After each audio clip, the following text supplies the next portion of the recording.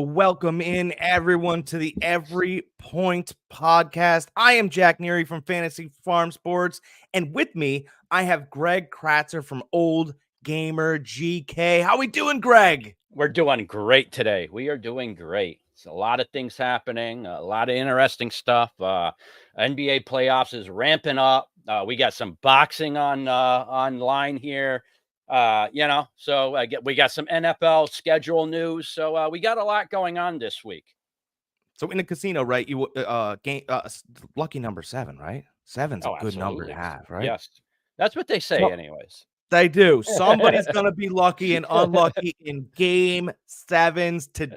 That's right. Whoo! A lot of them, huh? We got Madison Square Garden. That means, you have the Pacers and the Knicks playing, but most importantly, it's Spike Lee versus Reggie Miller. Yeah. Oh, God, yeah. Anybody has any little bit of age to them, they know what we're talking about. Yeah, they're good sports. So let me give you guys the rundown, and then we'll get to opinions, right? So you got the Pacers at Madison Square Garden. The Knicks are favorites by 3 points. The over-under is set at 209.5, depending on your sports book, and we're looking at a 3:30 start. Mm-hmm. That's all the information right there. Greg, what are your first thoughts? And then I'll get to mine, and we'll let the viewers decide. Let's see here. Well, first off, the Knicks and Pacers. I think the Knicks are going to come out, and it's going to be a tough battle, but I think they're going to end up taking it. Or sorry. We don't want to talk about the Knicks Pacers. I wanted to talk about the Timberwolves and Nuggets first.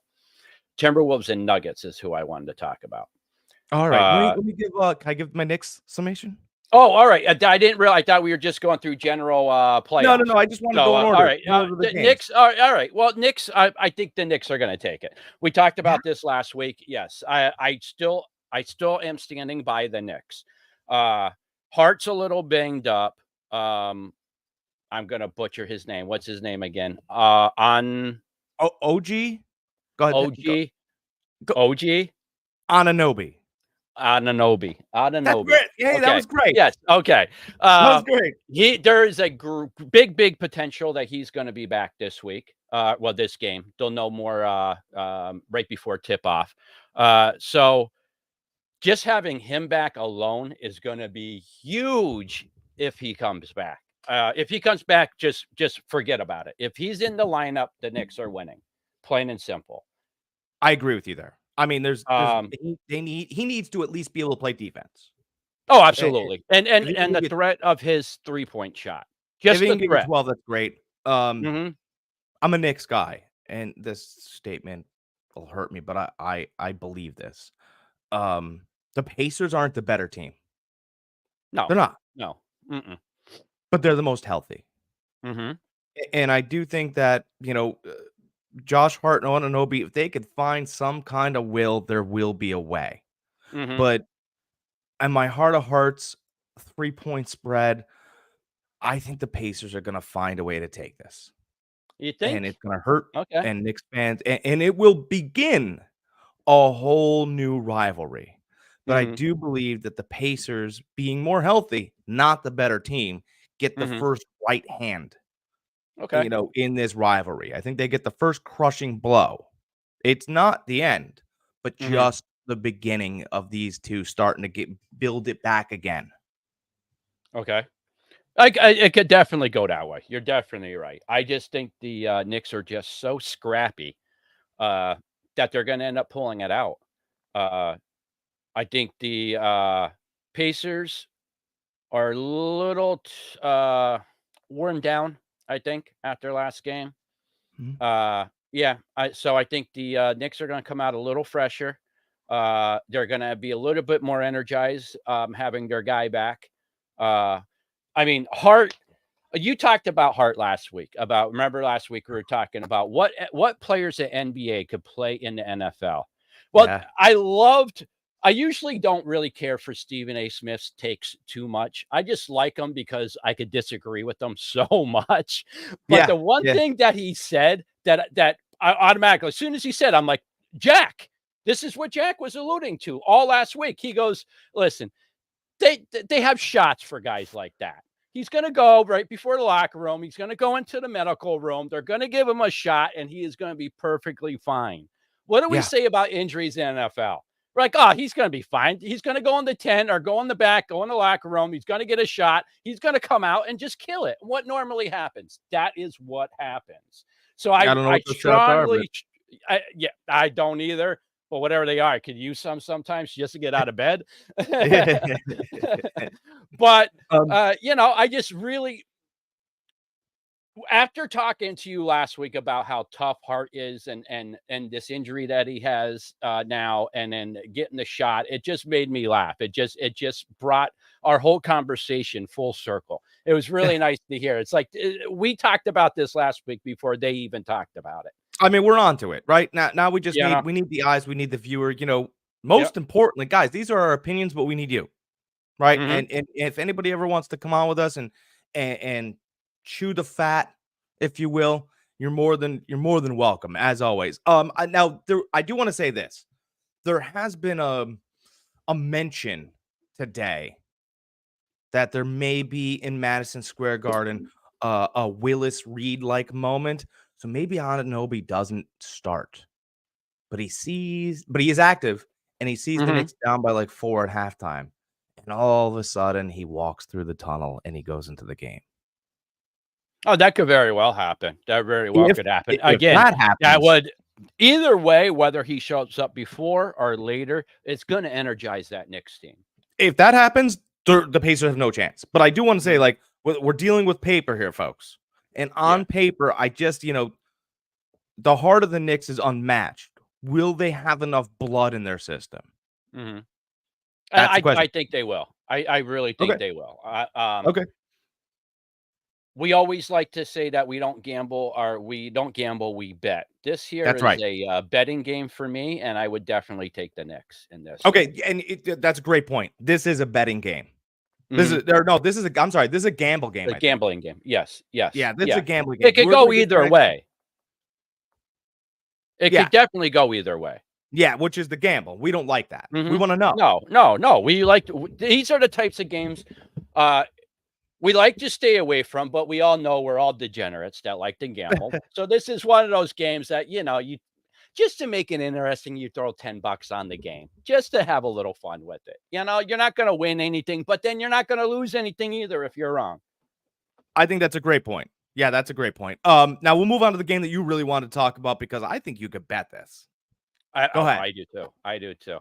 I absolutely bring us to Denver. I love Denver. I love Denver. Everybody is all on the Timberwolves, and they have every reason to be. But if anybody's seen that last game, and we talked before air, we talked briefly about Jokic and how that look he was giving the Timberwolves on the sideline. Like, listen, you can leave everybody else home on my team. I'm going to take this team out myself. He stood there like an old war general, watching his troops being shot in the field, knowing that it wasn't to be the last battle, but the battle that they lost right before they won the war. Absolutely. That's how he stood there and looked. Yeah. He looked like a 7-foot general.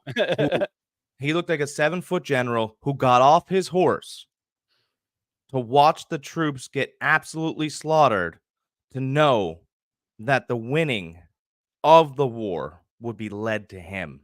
Oh, as he's watching his troops get slaughtered, he's just staring the other general right in the eyes, saying, "I'm coming after you. Yeah. Nobody else. I'm coming after you."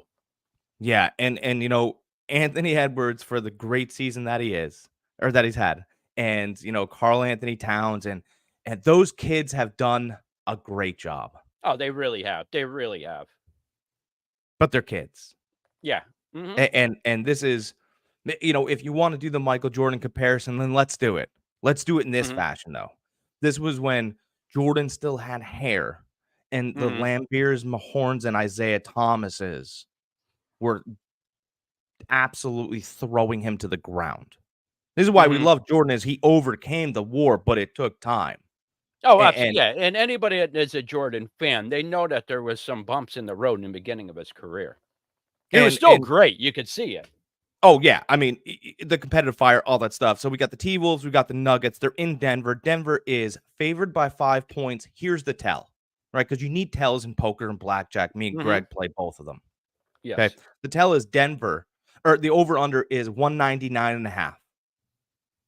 And everybody and their mother's going to go, oh, that's so low. And if you Mhm. bet that line, you might be wrong by a point or two. But what that's really telling you is Denver will drag this game and make it all half court, and that's how they'll win. They'll dribble the Mhm. air out of the ball, they'll bore you to death, Mhm. and win by 7. Okay. I like That's it. and I'm not saying to take the line. I'm saying take the money line because Greg's right. The money's on Mhm. Minnesota, but those kids don't know. Look like kids nowadays. They don't Yeah. know how to entertain themselves with boring. Remember car rides? We No. used to just sit there like this Yeah. Yeah. Yeah. Yeah. You used to play 3 I hours. Spy or, like Yeah, whatever else it took to pass that hour. Now they punch have your buggy to bruise our iPads, they sister. have No, I'm your kidding. phone. You can watch a full TV series in the hour that you're driving to wherever you go. So yeah, kids these days, they have no idea, no patience at all. And what you're saying is Denver has all the patience in the world. That's right. Mhm. That's right. You're right. And you know, Jokic did he wasn't distracted. He's not gonna be distracted today at all because the horse racing and the Preakness was run yesterday. He probably had a nice time watching that. Was There the were no Preakness yesterday? The Preakness was yesterday. There was no Okay. real there was no real Mystic Dan took 4th. We knew he wasn't a great horse anyway, Mhm. and Yeah. he proved that, What about that not horse that you were talking about a couple weeks ago that was, like, right there? He was just a couple gallops short. that's Sierra Leone, and I think you're gonna see him in the Belmont again. Okay. How did they do It's not yesterday? confirmed, but if you do, you have all he needed was that little bit of extra, and the Yeah. Belmont is a Yep. little bit extra. So Mhm. when we're looking at that next week, that's what we'll see what the lineup looks like. That's a little preview for you guys. Do you know, how he did la yesterday, that horse, or no? Do I know the horse's name? No, that horse, do you know how he did yesterday? Did Oh, he he didn't ran the race. Preakness, right? He didn't Oh, he race. didn't? No. No, he Really? didn't race because he had nothing to gain.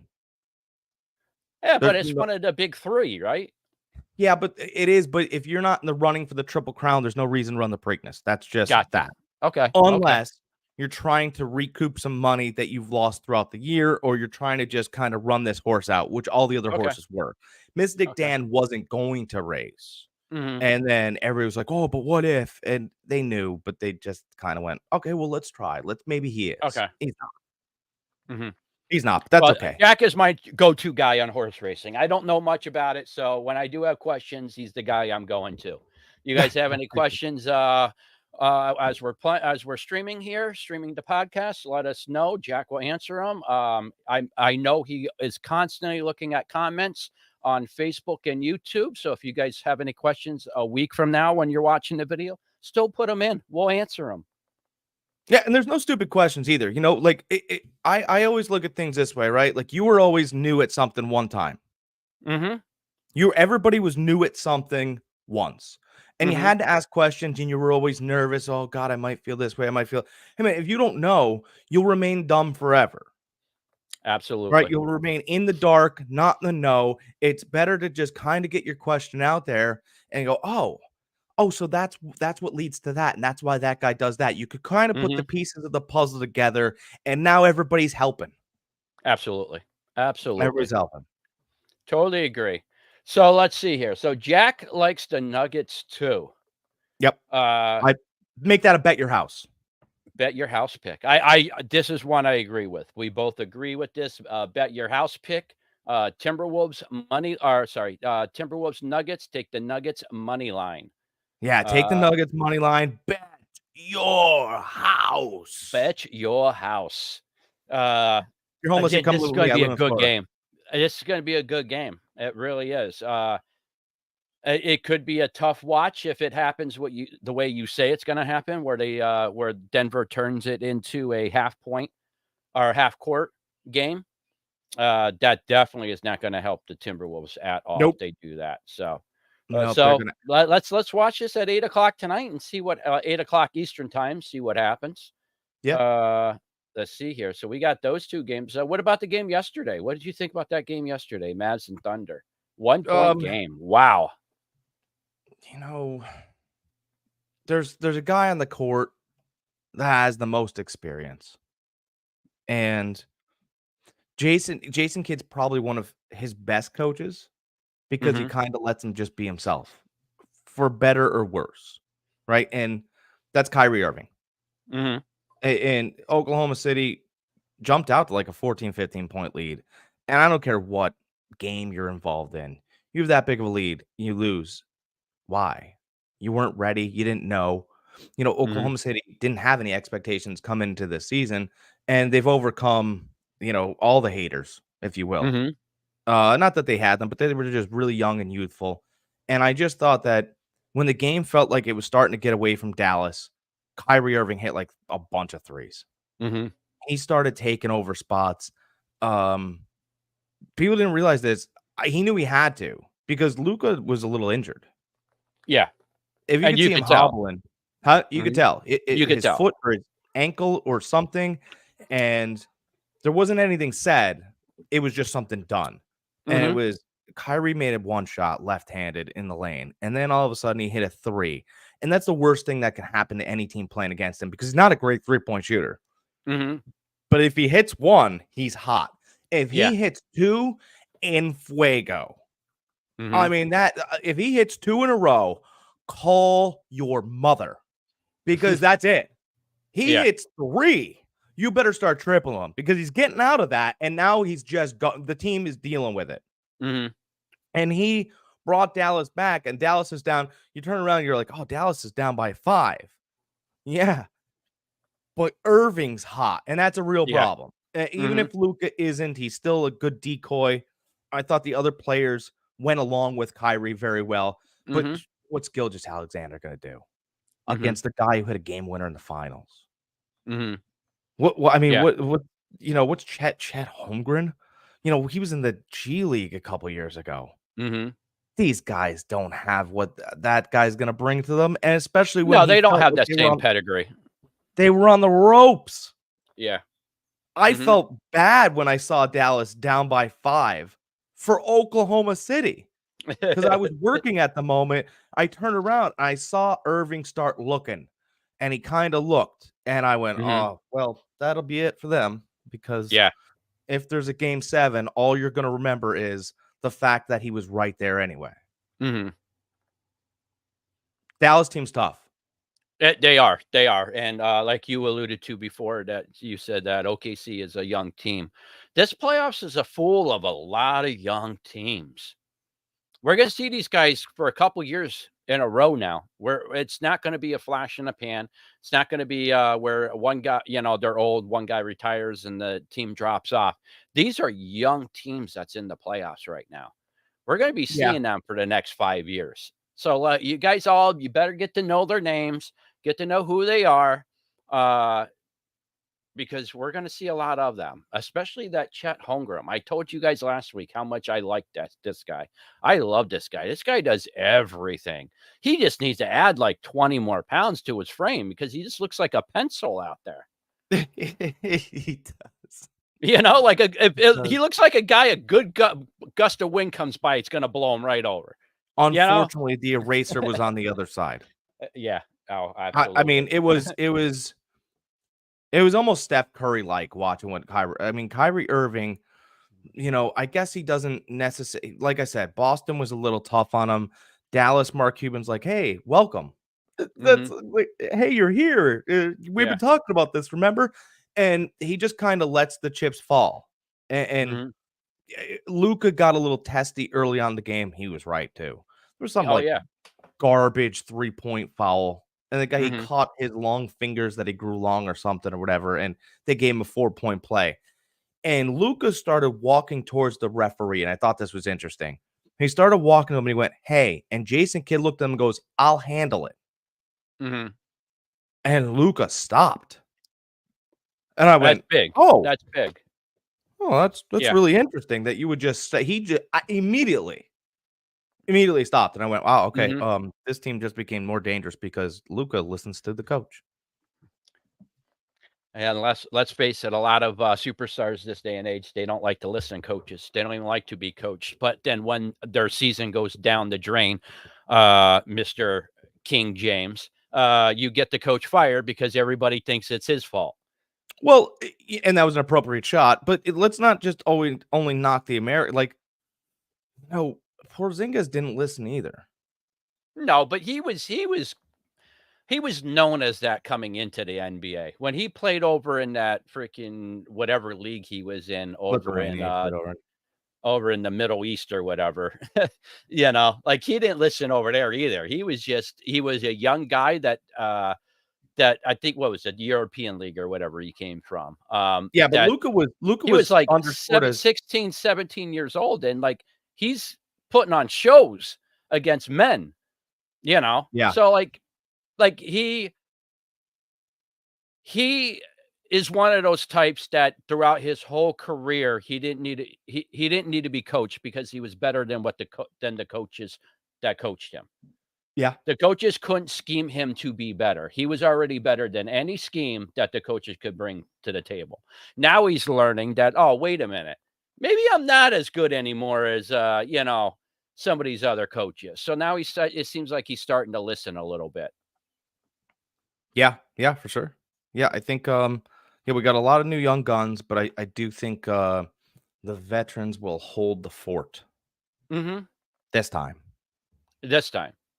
And You do know, you really want to put Luka and Jokic in that in the veterans category? I mean, I know they've been in the league for a while, but I mean, you're in the league for 6, 7 years, and you got guys that have been there as long. But I'm saying veterans of playoffs, like they've been to a couple okay, playoffs. they've been there, Right? done that, been And there, done that. if you caught an elbow and the referee looked at you and laughed at you in the middle of the playoffs, I kind of that you're a veteran.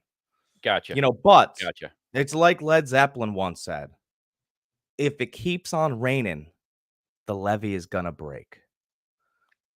I If was these gonna young say, cats you keep got coming, legs. huh? I said you got legs. Right. If the kids keep on coming, the old guard will fall. Hmm. No, and you're right. And And there's a lot of that young blood in the playoffs this year. right. So We talked about that before, so it's nice to see. yeah, it's like you said, they're gonna keep on coming, and eventually the levee, the old It's guard gonna will break. fall.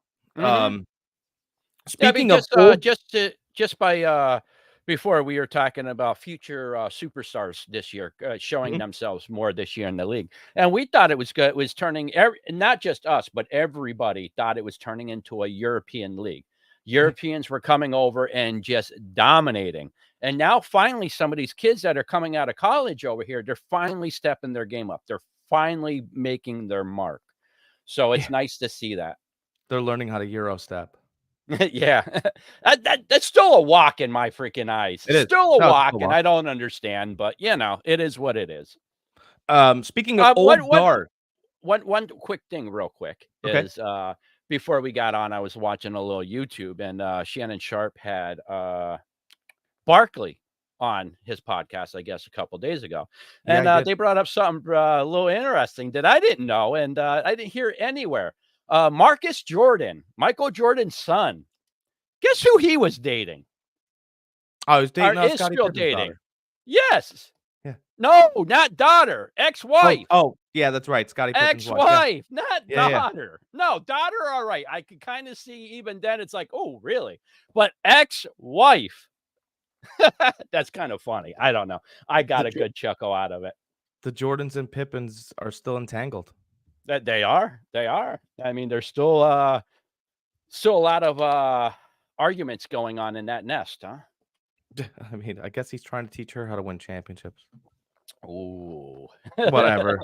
Speaking of old guard changing, Tyson Fury loses the heavyweight title to Usyk. This happened yesterday.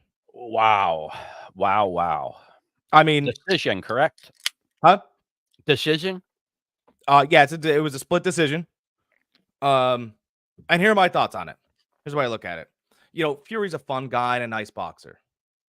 It's true, but he's not an all-timer. He's No. not.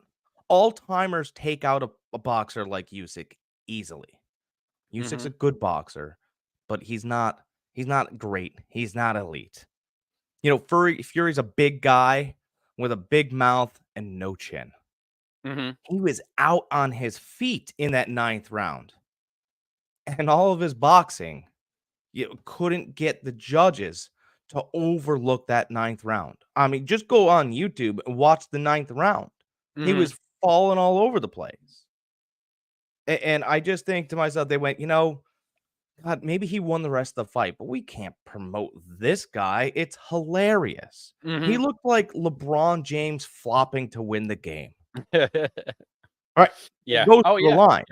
And Mhm. and I just think, he talks about being an all-timer and the greatest of all time. Let's stop that. He wouldn't have beaten Ali. No. Joe Frazier would have killed him. If Joe Mhm. Frazier could knock out Muhammad Ali, I mean, Oh, absolutely. Yeah. brother, Mhm. out. George Foreman would have killed him.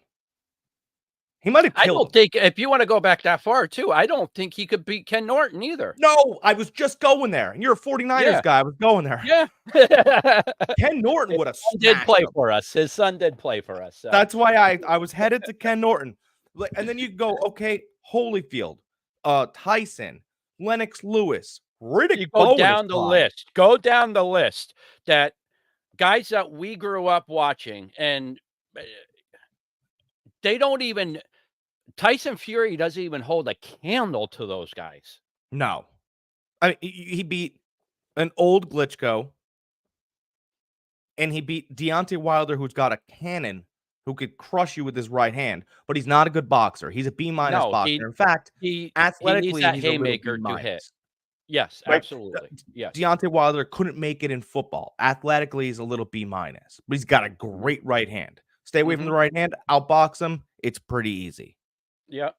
But you Mhm. couldn't beat a 6'3" guy when you're 6'9", and Yeah. he got near you. How I don't know, Mhm. and slapped you with one.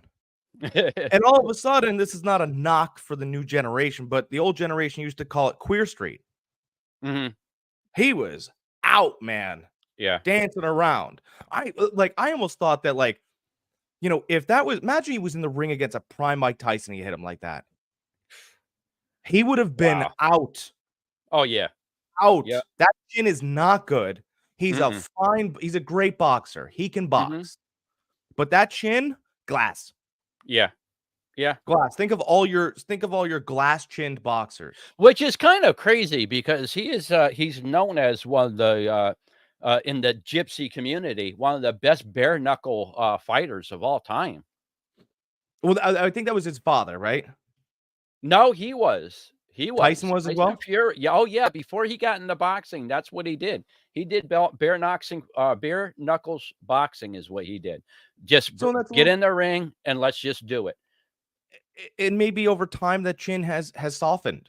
We've Mhm, seen, great example, Chuck Liddell. I mean, that thing was rock solid for a long time until it mhm. got so rocked, he started looking silly every time to further and further and further out there. Mhm. When And you now get he's the like, older you get, not only does your skills diminish a little bit, you get experience. Yes, you have the experience, but your skills diminish a little bit, and you do develop a chin. If you've never had one, you do kind of develop one. Your body gets a little softer. It's just what happens with age. yeah, and I think now he's Chuck Liddell's kind of looking like he's like the Stone Cold Steve Austin of UFC. Like, you don't want this, man. Like, just go Yeah, have your beer. It's yeah, fine. But yeah, yeah. I But I just mean, want to clear that up. we've seen that with a lot of boxers throughout our lifetime. They have their undefeated streak going all the way up until they're what, 32, 34, and then all of a sudden they start losing 1 or 2. Yeah, I mean, the greatest old boxer I've ever seen is Bernard Foreman? Hopkins. Oh, I was gonna say Foreman, I mean, he wins the title at what, Oh, that's fine. 50? That's You fine. know?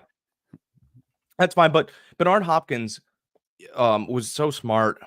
He knew that he was older, and he knew how judges scored. He was never a Mhm, knockout guy. mhm. Yeah, And no, as he got I get older, it. Mhm. so what he would Yep. do is he would fight, and he'd really fight. The same way you could win a fight at the 12th round, he treated that like every round. So Mhm. he would steal the last 40 seconds. Oh, d And I yeah, watched I mean, him that's fight a Gervonta. lasting impression in not just the audience's mind, but the judge's mind too. And Jermaine Taylor, I watched him fight him. Jermaine Taylor was really, really the next guy. Mhm. And he was gonna take up Bernard Hopkins, and I mean, everybody thought that was gonna happen. And I was lucky enough to watch it live, Mhm. not ringside, but in a living room. And, Jermaine Taylor, he didn't really get it until the 5th round. And he got it and understood what Hopkins was doing by the 5th round, but by then he was kinda tired. So Mhm. they both took 5 and 6 off, and then Hopkins changed it. He came out in the 7th and went off, and Taylor was like, "Wait a second. This is supposed to be at the end, or oh, he just fooled him." Yeah. And it was just absolute masterpieces that he would put on late in his career. Okay. Well, since we're talking about our favorite all-time boxers, probably 90% of people our age is gonna say Tyson. Uh, I anybody has seen a prime Tyson fight has a hard argument to say anybody but Tyson, unless you've seen Roy Jones Jr. fight. That's fair. I He was just gonna he say Roy is Jones. my favorite all-time boxer. Not only did he have the punching power for a light heavyweight, which he went into heavyweight and won a title, but he had the boxing know-how. He had the skill. He was a surgeon in that ring. Yeah. Surgeon with power. He had it all. To me, he was my favorite all-time boxer. I loved watching Tyson fight because of the quick knockouts, but when it comes to actually boxing, I loved Roy Jones Jr. I just thought he was tops in my book. So there's kind of they both have the same um both have kind of the same story, right? Not as far as fighting, but in the ring. There's a similar story that they have. Both of those guys I'd like to tell real quick. Okay, Okay, well, who are we talking about? before Tyson fought Larry Holmes, Okay. Muhammad Ali came up to him and he said, "Get this guy for me." Mhm. Because of what, Holmes wanted to fight Ali when Ali actually tested positive for Parkinson's, but the boxing commission allowed the fight anyway. It wasn't Parkinson's, but there was an abnormality in his brain. And his blood. Okay. Mhm. And they allowed the fight to go on because it was Ali, and they Mhm. wanted the gate. That's the truth. You guys can go Yeah. look this up. It's really interesting because Vinny Pazienza did the same thing to Roberto Duran. Mhm. He took on the old man, and for I think it was like 12-round fight, he beat the shit out of him. He let him stand, but he Mhm. beat the shit out of him. Just Yeah. dancing in front of him, 4 or 5 shots, didn't knock him out, let him stand. Beat the shit Mhm. out, kept doing it. And it was great because Roy Jones Jr. said that he took the fight with Vinny Pazienza to show him what dancing looked like. And he said that directly at him at the press conference. And he goes, "Man," he goes, "I'm standing here and I'm gonna fight you. I don't have to pick fights with old guys." And Mhm. that right there. Yeah. That was the beginning. And Mhm. every time he hit Pazienza with an awkward left hook, he was barking at him about the Duran thing. Durant. Okay. Now I love that. I love stuff Yeah. like that. Like, "All right, Mhm. man, like, Oh, you wanna hit it? absolutely. Think you can hit him? I'm gonna kill you." Yeah. Yeah. Yeah, he was a, boxer that, he had the skill, he had the power. He had those weird angles he could hit you at too. Roy Jones Jr. did. Just off angles that you don't realize a punch is coming from that direction. Who was that? There was Prince something was his name. He was a like a bantamweight guy or something. He Yeah, it's came Prince in Nastine. flipping. That's it. Came in Yep. the ring flipping. I mean, that guy freaking I mean, he would throw, punches out of nowhere. It's like, how where are these coming from? And Roy Jones Jr. did the same thing, but with the skill and with power. Prince Akeem just did it with a little flair and a little showmanship, you know? And his biggest mistake, Roy Jones Jr.'s biggest mistake was when he went up to heavyweight, um, and then came back down too quickly, Mhm. and he never recaptured the speed because he was getting older Yeah. as well, Mhm. and, he ran into a buzzsaw in Antonio Tarver. Yeah. Oh, And if you guys absolutely. aren't familiar with Antonio Tarver, he was in the movie Rocky. He was the bad guy. Okay. All right. Yeah, There you go. in the movie Rocky Balboa. Okay. Okay. Yeah, that's when the That was Carver. Mhm. yeah, that was Tarver. Yeah, and Yeah, that was okay. The Tarver in the middle of those exhibition fights. match. Yeah. The one that Yeah, Rocky did win. well, of Rocky course. won that fight. Rocky can't lose. But, in that fight, it was interesting because Rocky fought a lot like Bernard Hopkins. Mhm. He fought Okay. through at the end of rounds. He stole Mhm. rounds. Yeah. And that's All smart. right, so That's rivalry. really smart. Mhm. Oh, it's fantastically smart. Mhm. We talked about boxing rivalries. We talked about basketball rivalries. You know, we do have an NFL schedule, ladies and gentlemen. I We know. do. Exciting. Exciting. We do have an NFL schedule, and week 1, to me, looks like a bunch of rivalries. It's almost like week 2 in college football. Week 1, you wanna see where you're at. Week 2 is Mhm. like a little bit of rivalries, right? Mhm. And we've got rivalry week 1 in the NFL. Mhm. We kick off the season with the Ravens and the Chiefs. Ravens Chiefs. That is a it's It's gonna be be a it good start game. Yeah. It's gonna be a really good game. Let's see here. Ravens Chiefs. Where are you? Uh, Yeah, we start with the Ravens Wait and a the minute. Chiefs, Do then we? Yeah, I'm on preseason here. I'm sorry. I'm just going no, you're through good, trying to and then we got find. I'm just gonna run it Yeah, down there we real go. quick and Ravens Chiefs. Thursday. That's our first game. Thursday at yep. 8:20. Ravens at Chiefs. You being a Ravens fan, I will look at you and what's your prediction on this game? What do you like? Um, obviously it's a rematch of one of their final games last year. Uh, I kind of expect the Chiefs to start slowly again, Mhm. right? Like, the Ravens are what they are. I don't think Mhm. much changes with them. They add Derrick Henry, and Kansas City's it's a team that kinda like the New England Patriots years ago, took a minute to get warmed up. Mhm. Um, I don't and Patrick Mahomes has new weapons. He's not gonna have Rashee Rice to start the season. He's got, Hollywood Brown, which he's gonna have to Mhm. get acclimated to. Um, Worthy, let's their first round draft pick. we should at least talk about all the travel and not time off that Travis Kelce has taken over the summer following Mhm. Taylor Swift on her tour. Yeah, Uh, they're on vacation now. I forget where they're at, but right now yeah, they're but his currently on whole life vacation isn't a too. vacation now. He's just Yeah. constantly going. Mhm. Um, you know, I expect Baltimore to win this game. Okay. I think, I could see it. I'm with you as far as the Chiefs have quite a few new weapons on offense that I think is going to take a little time for that to get them acclimated to the team. Um, so I think after like week 4, week 5, that's when we start seeing the true Chiefs team, kind of like last year. yeah. I mean, if I'm a Chiefs fans, listen, there is a Super Bowl hangover Hmm. for both teams, Yeah. not just Kansas City, also for San Francisco. Hmm. But we'll talk about that in just a few minutes. Oh yeah, we will. Let's get through the rest of our schedule. You got the Okay. Packers and the After that, we have the, Packers Eagles. Eagles. Packers, Eagles. That's a killer game right there too.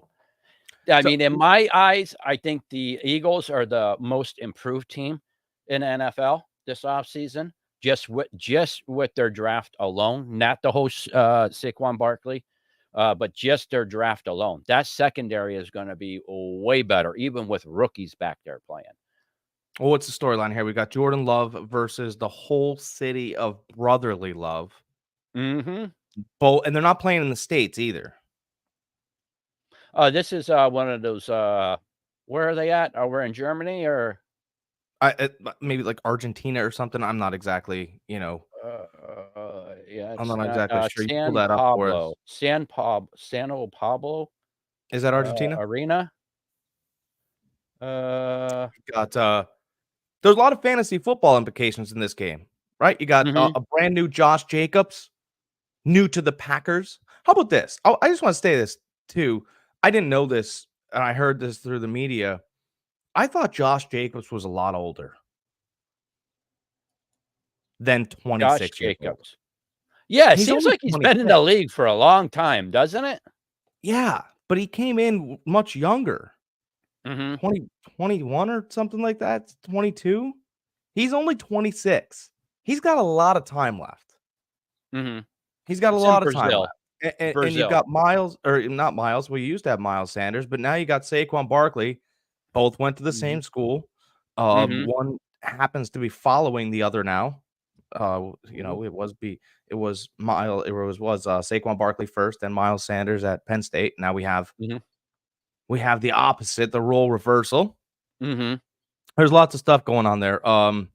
I think it'll be a fun game. I don't know if we'll be able to, or how televised it'll be, Mm-hmm. but I would imagine it's probably going to get decent viewership. Oh, absolutely. I mean, this is a key matchup. This is two playoff teams from last year. One team that we thought was up and coming had a little bit of a drop off year last year with the Eagles. I expect that everybody expects them to be better this year. And then the Packers, who had a very young team and kind of came out of nowhere last year, that second half of the season. So yeah, we got two really good young teams here that I think is a marquee matchup week 1. Yeah, it'll be fun. Mhm, And this the NFL likes to signal us too, right? That's what they mhm. do. They give us ideas and thoughts, and especially with the week 1, right? These It's first all 4 about the teams, storylines with the NFL. They like first storylines. 4 We teams like will be. storylines, they like storylines. Yeah, I mean it's soap opera for guys. Oh, absolutely. These 4 Absolutely. teams will be in the playoffs.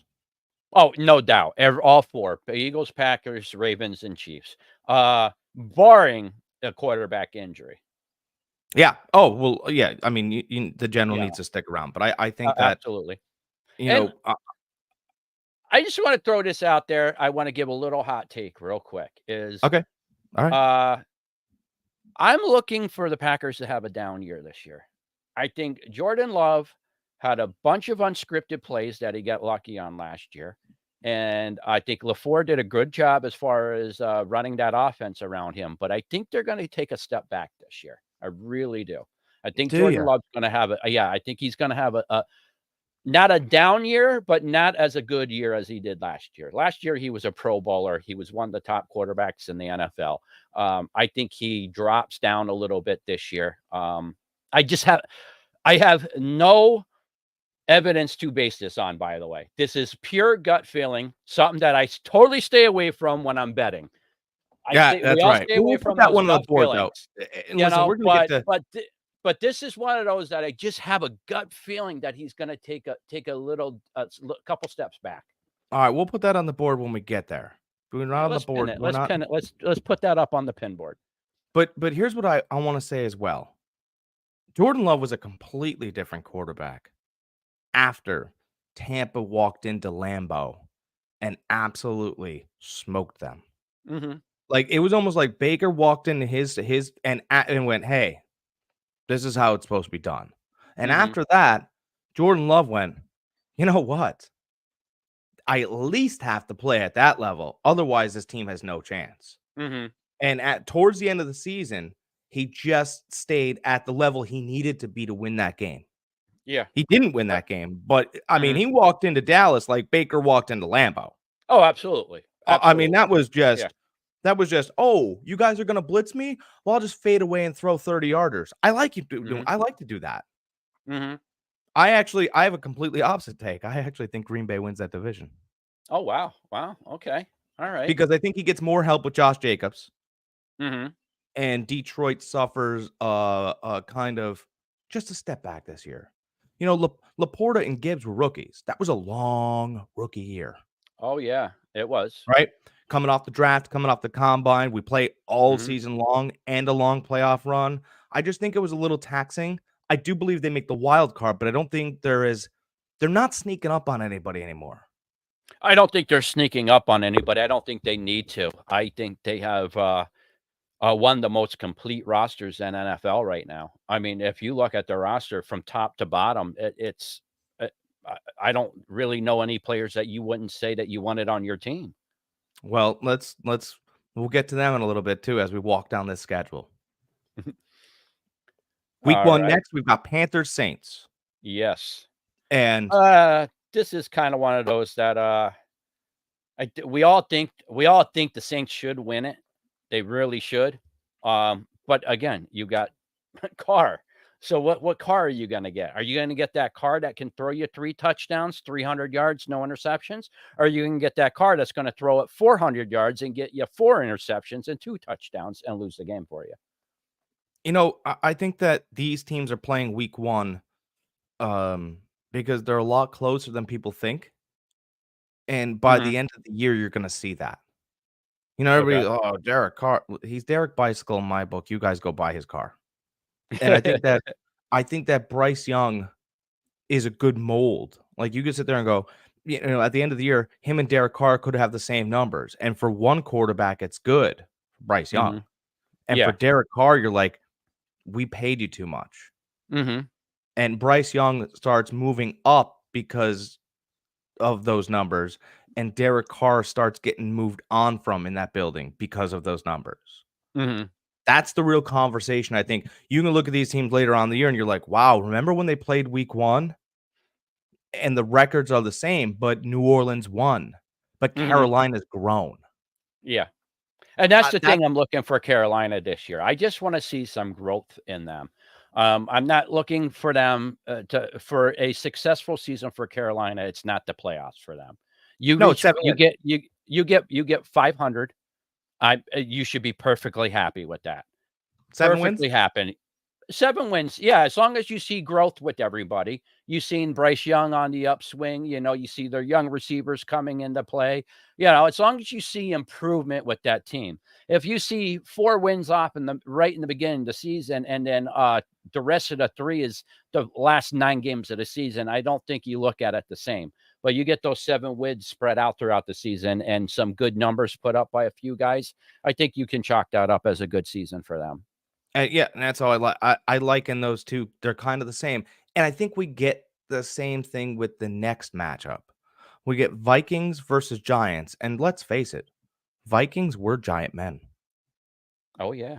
They were giants. I mean, they're just not built the same Mhm. as you and us guys. But, you know, the Vikings they're probably gonna run Sam Darnold out there the first couple weeks unless JJ Yeah, they McCarthy definitely will. absolutely. They I find it hard to, as much as we both agree that JJ will be starting, during the season, they just didn't throw all that money at Darnold to say, "Alright, listen, JJ is gonna start. How You're much our did they pay starter him? initially."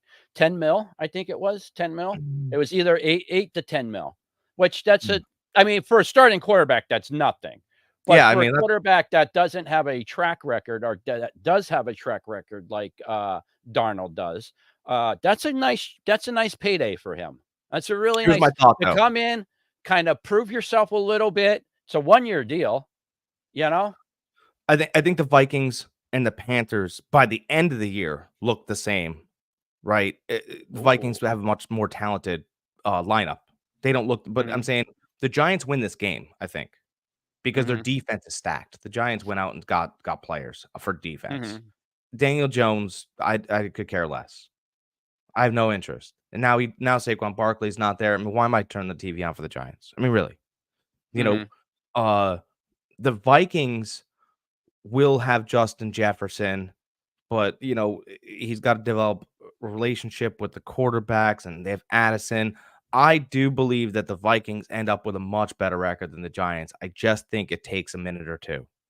They also have, TJ Hockenson, the, Yeah, they do. tight Yeah, end, one of the best tight ends in the league. but that Giants defense is stacked. Yeah, I just don't see them, having enough to even with a Sam Darnold-led, Vikings team. I still think they're gonna win this game. I really do. I Think don't the know if Vikings Darnold has this finishes game. the game. Really? Tends to hold the ball. He does. That Vikings line they have a good line there though too. They have one of the But if best Sam takes one offensive in the lines in gut, the league. if Sam takes one in the gut, forget it. Mhm. And Jones is more athletic than people give him credit for, so he can get some yardage on the ground for the Giants. I just don't think they have enough. I think the Vikings had a good year last year. I think they're going to, keep going with it this year. Yeah, it might they have a couple bumps in the roads with their quarterback situation, but, I think they're gonna be I'll go as far as saying I think the Vikings make the wild card. Okay. All right. I'll Well, go that far. okay. I'm that high on their core roster. Team McCarthy. You know, you were all about JJ pre-draft. So, I still am. Okay, all right. I just want to make sure that we're still on the same book here. Make sure we're all both on the same page. I Because actually think you kind of you between you and my buddy Nick, who is a big Minnesota fan, I did a lot of research on JJ, so I knew what I was talking about when I was talking to you about him. So I actually think that I think that division's probably one of the toughest in football now. Okay. You know, you had last year, you know, the Bears were, you know, a free bingo card. Oh, free square and bingo, but they're not anymore. And you're We like, don't oh, know that because of yet. Caleb Williams. We don't know that yet. No, not because of Caleb Williams. It's because of Keenan Allen. It's because of DeAndre Swift. Like those are real pieces. No, and I get that. We talked about that before, how Caleb Williams is probably going into the best roster a first-round pick has ever had. And he's accurate. He's terribly accurate. I know they'll be like, oh, well, he bounces around. Stop that. I know he moves around a little bit, but I'm telling you, he's going to take the easy throws as well. And if DeAndre Swift, but will he? Huh? That's my question. That's my question. Will he though? He didn't do it at USC. Well, he was looking for that big play all the time at USC.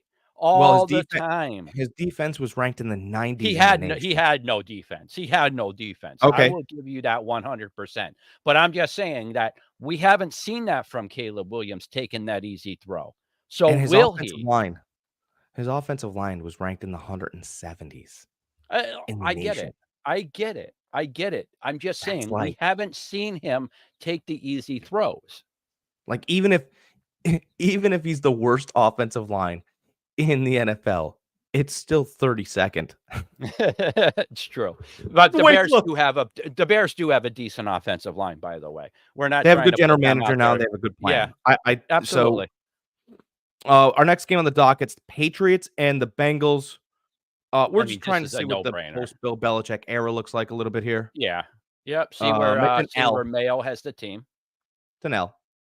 Yeah, absolutely. Absolutely. What you're looking at, if you're a Patriots fan of this team, which we're not, but as much as we talk about this damn team, it would seem like we are. Well, I mean, 20 years of body work. You got to talk about it. No, I get it. I get it. It's just those 20 years are over. So it's one of the, all we're looking from the Patriots, did the roster get better finally? Because the last couple years, they haven't. Last 3 to 4 years, you could say, no, that roster has been depleted for 4 years straight, and it's still depleted. So did they get better with this year's draft?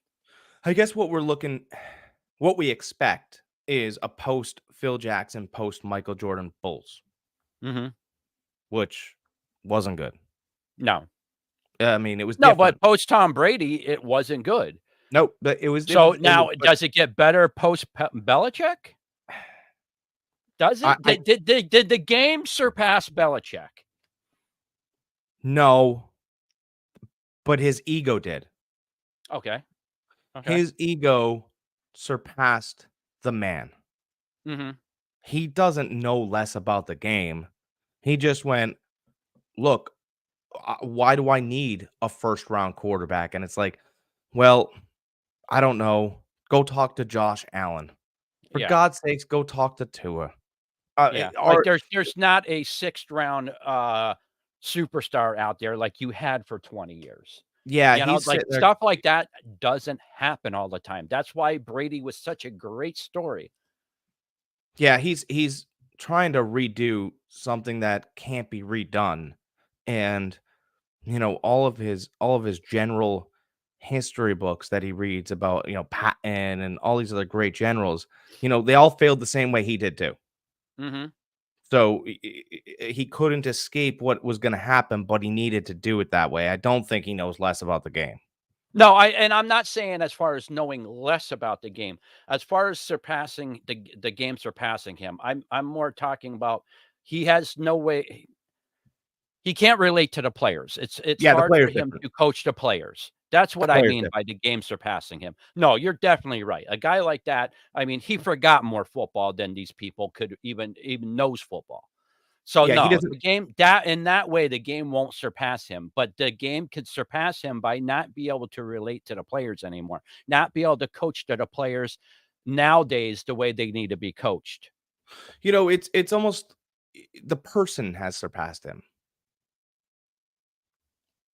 The type I'm of not following person. you. Okay.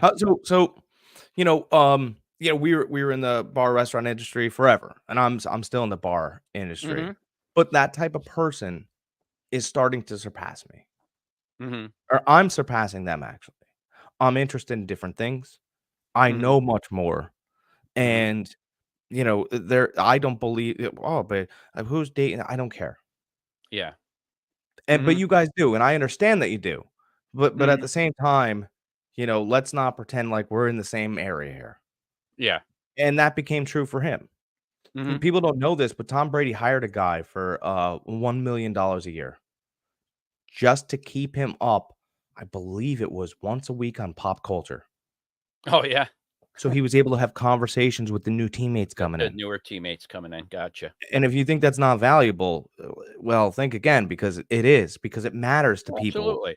Mhm. and he knew it mattered to people. Mhm. And It goes back to Bill oh, go went, ahead. I'm not doing that. Yeah. Yeah. Yeah. It goes back to the way I believe management should be. I'm in management still. I've been in management pretty much my whole life, manager, GM, stuff like that, mostly restaurants.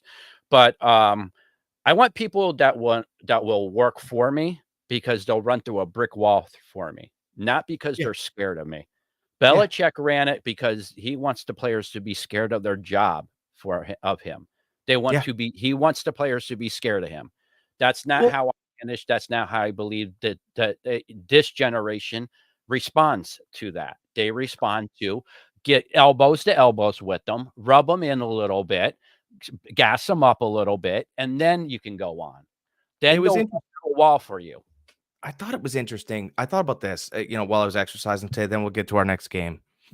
That you talked to me about Jim Harbaugh, and he likes everybody to be fearing their job. Yes, yes. He believes fear develops into competitiveness. But what's interesting is that he doesn't seek that, because when he was told that he was done in San Francisco, he sought out a country that he was familiar with Mhm, and that was going to give him the red carpet, which was Michigan. So there was going to be no fear for his job. They were mhm. down and out, and they were a familiar face. So the thing Oh, that I'm not he wants, saying he wants to fear for his job. He wants everybody around him to fear for their job. but it's interesting that what he presents to others, he does not like. No, true. I mean, I nobody just thought it was does. interesting. Yeah, absolutely. No, I went, I get huh, that. And one of the reasons huh. why he didn't go to Michigan for the because he was familiar with them or that he knew it was the easy road.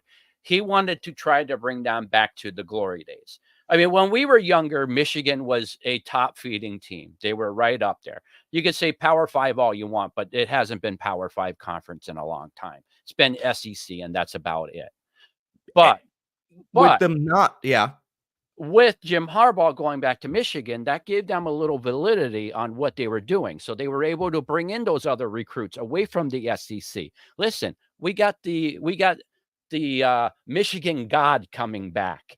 Come back, play for us. We're going to bring the program back up to par. We're going to win a national championship. You don't need to go to Alabama. You don't need to go to LSU. You don't need to go to Texas. You know what I mean? Like, come to Michigan. Remember Michigan, what Michigan used to be. but with what they needed from him gives him plenty of leeway. Oh yeah. I mean, Mhm. how many other coaches would have been given the rope he was given having lost to Ohio State 3 times in a row? Not many at all. There's Nobody. been so many coaches out there that has lost their job because of that. But I just thinking he was never fearing for his job No, no, he like never he wants was. I others mean, to be. but again, it's the It is interesting. hometown boy, like you played quarterback for us, Yeah, I get it. bring us back to our glory days type No, it's deal. interesting, but what is good for the goose in his case is not good for the gander, and I Not for just the think gander. No, you're right. You're right. No, that you're right.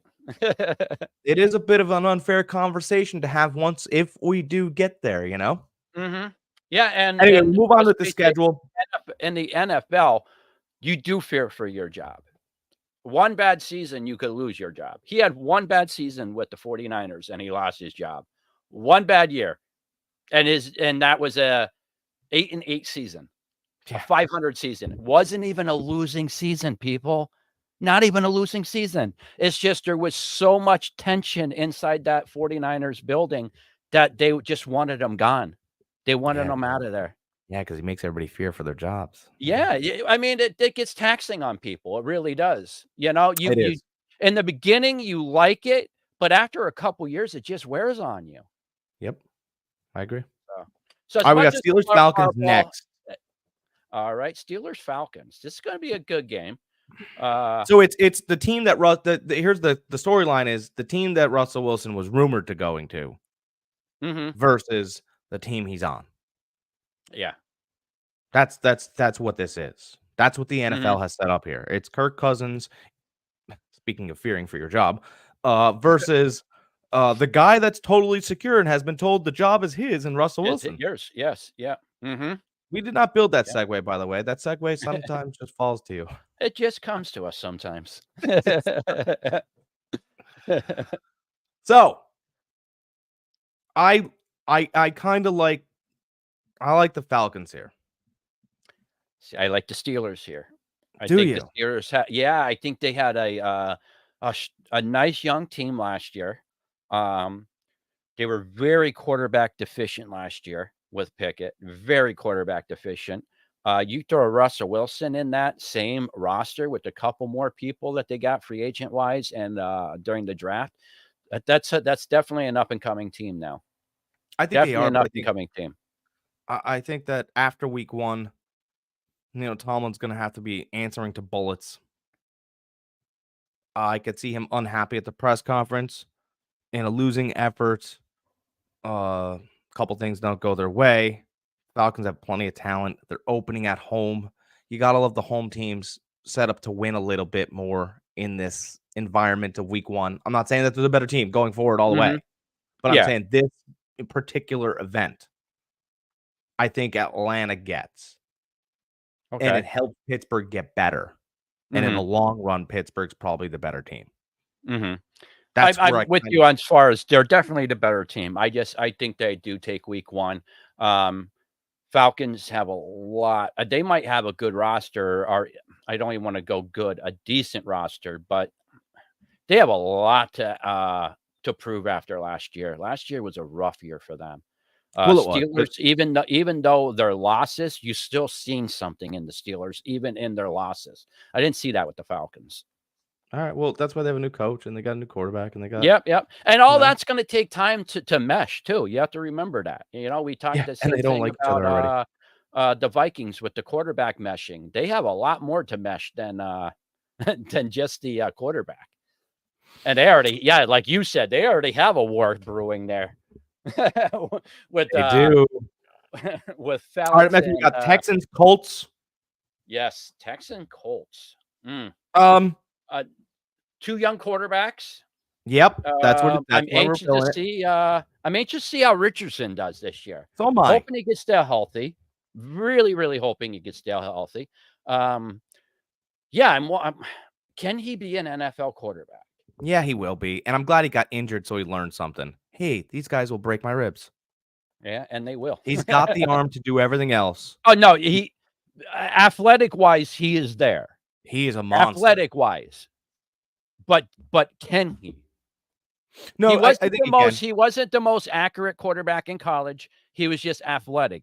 He wasn't even a good quarterback in college, which he was still drafted way up there. He was drafted high just off of athleticism and his combine numbers alone.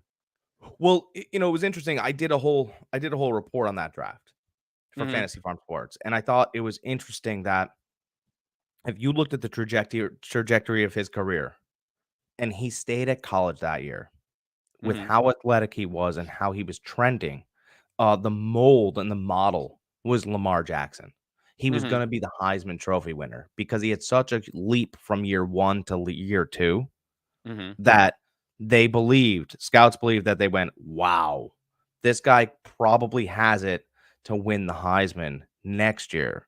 So Mhm. we want to get him now in the building. Mhm. That was a lot of like, well, do you think he's the and they're like, hey, let's just surround him with some gloves here. And even if it's a bad year, it would look what it would have been, and we would have never gotten him. Mhm. They were so afraid to lose their love, you know? I gotcha. Okay. Gotcha. Yeah, Um, like I said, I'm still not sold on Richardson, just from what I've seen in college. For the couple of games I did see him with the Colts, he did look good.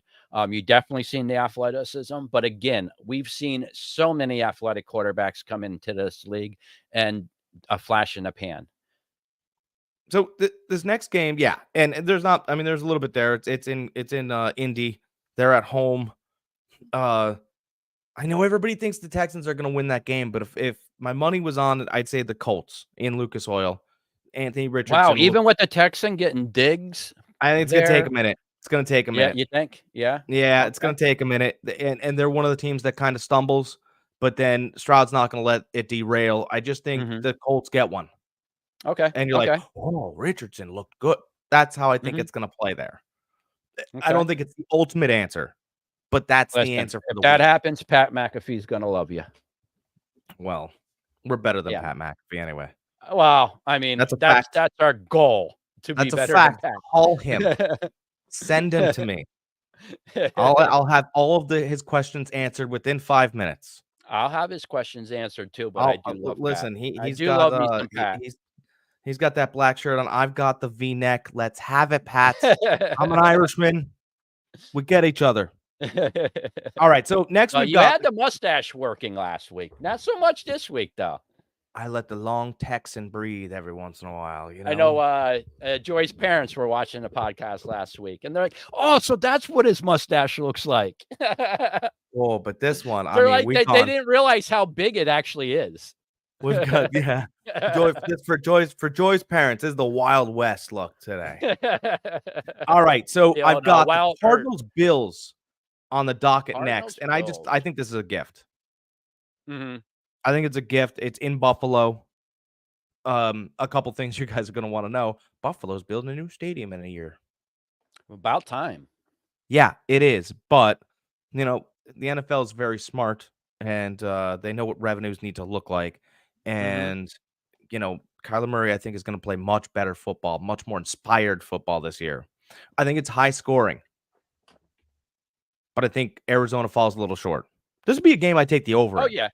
Yeah, It sits around absolutely. 47, and you're like, "Oh, well," but Mhm. it's the first week, and home runs everywhere. Oh, scoring, Yeah. scoring. Marvin Harrison Jr. Oh, there goes Dalton Kincaid, 2 touchdowns. I didn't say it, Mhm. but it feels that way. Yeah? Okay. I could definitely see it. That Cardinals offense is definitely gonna be high scoring this year. It's hard to believe wouldn't be. And, the Bills offense, I mean, you lose Diggs, who wasn't that much of the team last year anyways. Um, so, yeah, I mean, that offense is still gonna put up 30 points every week. So That's why I mentioned the Kincaid thing. I can think Kincaid could be the next, I'm drinking ready? Fantasy football team name. Ready? Drinking the Kincaid. drinking the Kincaid. That's a winner, baby. Put me on the board. I know you got a board there. I have a board here. Put me on the board. Drinking the Kincaid. It could happen. It could happen to you, right? That team Okay. name will have a cult following. I'm sure it will. Oh, I've I'm caught sure it will. fire. All right. Next up, I've got the Titans and Bears. Titans Bears. This is a game that I'm interested in for the fact that you got two young quarterbacks and you got a heck of a roster with the Bears. So I'm really, really wondering how they're going to do this year. Let me Titans, shock the world. I'm expecting a Titans to have a down year this year. I think who's their running back now? They were Tony pushing for Pollard. more time. What is it? Pollard. Hollard. Okay. Yeah. I think the same thing's gonna happen to him that happened. Oh, Pallard's there? It's Tony? Tony Pollard from Dallas. Oh, what happened with they had who was their backup last year that they had a crush on the whole year? Oh, I don't I know. forget what his name was. But they were all about him. That's why they didn't care whether or not Derrick Henry left, was because of this guy. I'll Yeah, have well, to they bring must him up. have. They must have But trust. anyways, I think they're gonna find out how tougher the league is when you're not stacking the box 8 in there to stop Derrick Henry. Well, I So think I they think believe in Will Levis. and it's hard not to, but again, I think they're gonna really find out that they're not as good as they think they are, because they're not gonna have that 8 in the box to stop Derrick Henry. That's Well, I my mean, point. you pick up Calvin Ridley. You now have Tyler Boyd and Hopkins. you've They still Hopkins, have right? So Antonio Hopkins there's there. your weapons Yep. for Will Levis. I do, and Mhm. Will Levis is willing to sling it, baby. I mean, that Oh, yeah, dude absolutely. is more than happy to go, hey, DeAndre, there it is. Mhm. There goes the ball. But this game opens in Soldier Field in Chicago. There'll be look at everyone wants Caleb Williams to succeed, especially the NFL, Mhm. especially week 1 in Chicago. I cannot see the Bears losing this game. Mhm. No, Bears are 1-0. Okay. All right. I just it feels I like could 1-0. definitely see it. Like I said, we said this before, but they have the best roster a number 1 pick has ever gotten into. So, Yeah. his name Spears, their running back. Ty Oh, yeah, Spears they don't like him that Taj much. Spears. They loved him last year, though. He Well, was the 3rd round pick last year, pick number 81. They loved him. They thought he was gonna be, there's so much that they let Derrick Henry go. yeah, but I think they figured out that he's not an alpha. Okay. That's what I think happened there. Well, guys, we're gonna talk about these games more. We're just gonna give you a quick rundown. We've got Yeah, the this next just game a is quick rundown. we've got the Battle of Florida, or at least some of it. We've got the Jaguars versus the Dolphins. Mhm. Report came out Um, today that the Jaguars are willing to give Trevor Lawrence the bag. But Jack, how much is the bag? $50 million I was is just the gonna bag. say, what do you think? 50 mil a year? That's what's being talked about is the big Yeah. 5-0 bag. They're willing to Mhm. give it to Trevor Lawrence. I think they're trying to get ahead of the market, if we're being honest. And Nobody wants to, that's smart. no one wants to spend 60 first. No, nope, and unfortunately, that's what's gonna happen. But what everybody has to realize about these quarterbacks being, paid all this money, what is it? This year it's 40. Now we're looking at 50 for the next wave. Probably the wave after that, we're looking at 60. Uh, we don't have a stagnant salary cap. The salary cap goes up and down every year, and 99% of the time it goes up. There's 2 years since the salary cap has been introduced that it's been a down year, and that was the COVID years. So we really can't go with anything with that. So every year the salary cap has gone up. So these are going to be bargains in 5 years, a quarterback for 40, 50 mil. They are going to be bargains. So everybody that's going to be all up in arms. Oh, how can you pay this guy 50 mil a year? That's just, it's going to be a discount in about 5 years. So just remember that. Well, and they're also getting they're getting TV contracts that are worth $5 trillion as well. Yeah. Yeah. So Well, and $40 that million. factors in on the salary cap too. Right. You And know. so you're looking at it, everybody gets a certain percentage of the pie, and that's Mhm. what he brings to that percentage. It's only monopoly money anyway, so who cares? Yeah, I mean, it's just how you can move it around. Now, my thing about as far as quarterbacks go, and I can't believe no quarterback has done this. I have talked about this for the last, I think, 3 years now. I've talked about this, and I'm waiting for the first quarterback to do this. Is quarterback always wants to be one of the highest paid people on their team or in the NFL. All How right. can you? How can if you sign a contract today? How can you stay relevant that that's going to be still the highest paid person on your team 4 years from now? How can you do that? You could do it one way by taking a percentage of the salary cap. All right. So I don't want a guaranteed contract for 300 mil. I want a percentage of the salary cap. I want 5% of your salary cap every single year. Guys, if you're looking to Right hire there. agents, You Greg's get a available. raise every year then. You're getting a raise. 1 year, you say you're the first year you signed that deal. Say you did a 5-year deal, 5% of that salary cap. The first year, yeah, you're making say 35 mil. The year after that, you're going to make 5 million more than that. The year after that, you're going to make maybe 10 million more than that. So every year you're getting a raise without having to renegotiate your contract. How aren't people doing this? I know I'm not the smartest person in the room. Believe me, I know this. How did no one think of this, and how come it hasn't happened? Because I think you're talking about what's probably a clause in the agreement between players, and that's what I think it is. It's Yeah. gotta be a clause in the players' agreement, a binding clause that they don't use the salary cap to negotiate their contracts directly. It's But I mean, gotta if be. you think about it, like that's the smartest way to negotiate your contract No, no, is no, by but a we can't. percentage. Right, but I don't think the player's contract can be tied into the NFL's salary cap. See, they have to keep church and state separate there. Now, our agent can negotiate that the salary cap is going to go up, and all those other things, Mhm. but I And that's can't. what they already do that, which is why you see raises throughout the whole time. You know, But we can't one. directly. Yeah, we can't directly tag Trevor Lawrence to the agreement that the salary cap is going. It's a smart tactic. I'm with you. You should be able to. I don't see why not. Now there is a gamble there where the salary cap could go down and you could lose a little bit of money, but history tells us in the NFL that the cap isn't going to go down. It went down 2 times since 90, I forget what year the salary cap was implemented. I want to say like 92, somewhere in there. I mean, You it's a know, smart move. so yeah. It's a I'm smart just move. waiting. I'm waiting. I'm wondering if there is a clause in there in the players association agreement where they can't do that. If that's the case, I would love to see something like that to kind of put my mind at ease why that hasn't been done. Um, but Jaguars, Dolphins. I don't know. It's who in do you like? Miami. I like Miami there. I really do. It's I hard to think, go against Miami. I mean, speed, speed, speed. They have speed everywhere, yeah, everywhere. and Plus, you have a healthy Jalen Ramsey this year. That defense was decent last year when everybody got healthy. You add him now, into the mix. And now they did lose Wilkins, their nose tackle. So now I actually like Trevor Lawrence's fantasy day better there, but we'll talk about that at another time. fantasy days and wins are two totally different things. They are. We'll move on. We got to move on. And we'll get Broncos. into that when we start getting to fantasy football. You can't draft your fantasy team or run your fantasy team like a normal roster.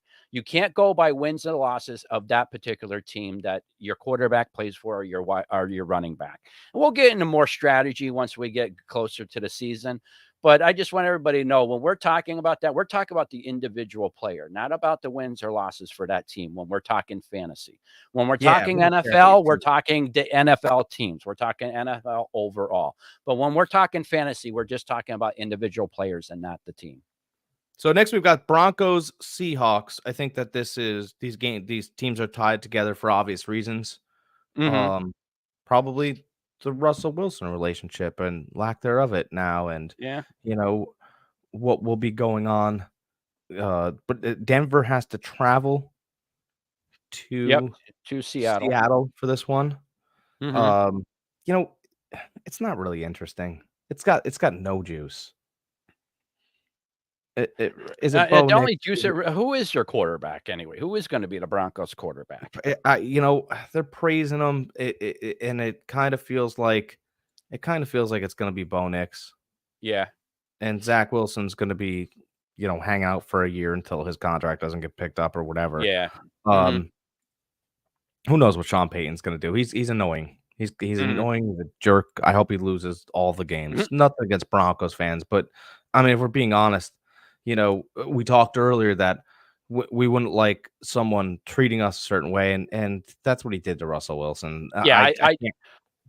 I liked Sean Payton when he was with the Saints. Absolutely loved the guy. Underdog story, everything, you know? Then he goes to the Broncos and he just rubbed me the wrong way. How he and I listen, you want to come in guns a blazing, listen, you want a Super Bowl and everything. Like, you want to come in and say, bam, bam, bam, you're gone, you're gone. We're changing this, we're changing that. That's fine.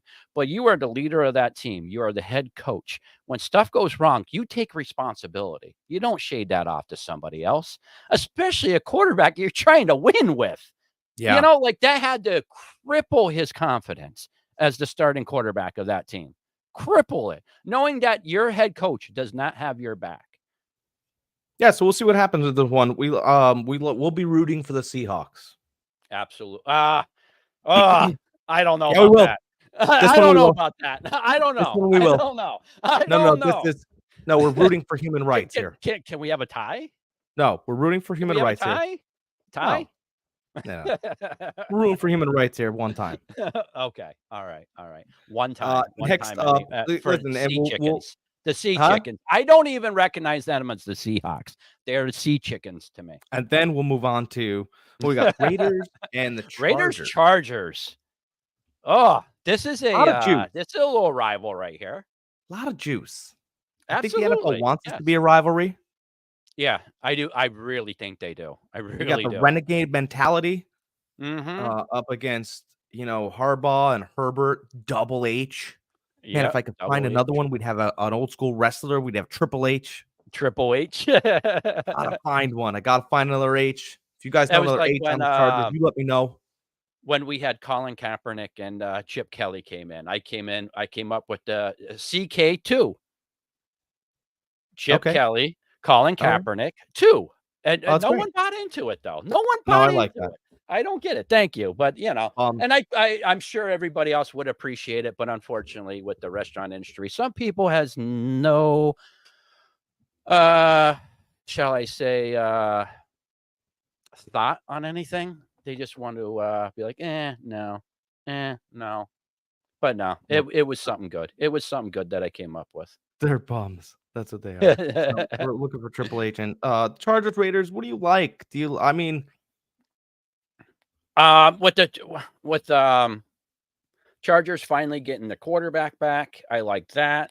Gone for basically pretty much almost the whole season, it felt like. Raiders, who's their quarterback? O'Connell? Yeah, and I'm interested in to see if he can take the growth step.